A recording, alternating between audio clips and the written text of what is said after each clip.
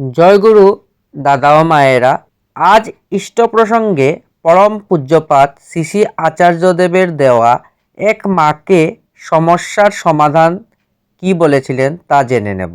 আচার্যদেবের এই অমৃতময় কথাগুলি জেনে নেব। কত বৈচিত্র্যের সমারোহ আচার্যদেবের সান্নিধ্যে। এক মা তার স্বামীর ব্যবহারে বিরক্তসূচক অভিযোগ জানালেন আচার্যদেবকে। আচার্যদেব শুনে মাটিকে বলছেন, তাহলে কি স্বামীটাকে পরিবর্তন করতে চাও?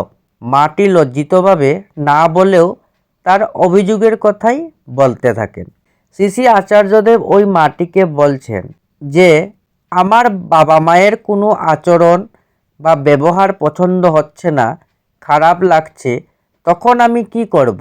বাবা মাকে বাদ দিয়ে আরেকজনকে বাবা মা বানাবো, না আমার মনের দৃষ্টিভঙ্গিটাকে বদলাবো? এটা আমার বর, তার ভালো মন্দ সব কিছু নিয়ে সে আমার।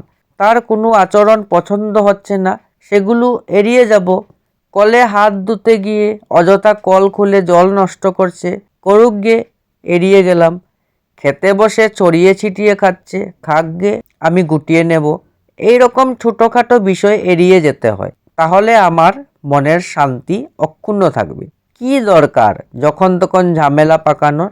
শ্রী শ্রী আচার্যদেব কি সুন্দরভাবে মাটিকে তার স্বামীর অভিযোগ করায় কিভাবে তার স্বামীর সঙ্গে মিলে থাকার সমাধান দিলেন, তা এই অল্প কথার মধ্যে আমরা ভালোভাবে জানতে পারলাম।